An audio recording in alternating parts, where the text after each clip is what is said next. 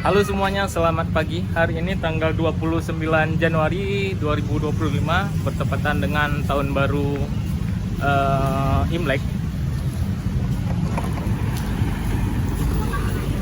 Aku sekarang lagi berada di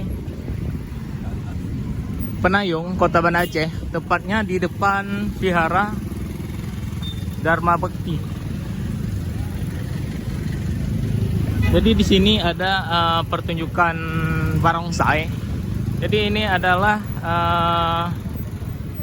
bukti di Aceh itu toleransi antar umat beragama cukup kuat. Jadi umat Islam yang ada di Aceh sangat menghargai umat beragama yang lainnya. Makanya hari ini ada perayaan Tahun Baru Imlek dan ada pertunjukan barong.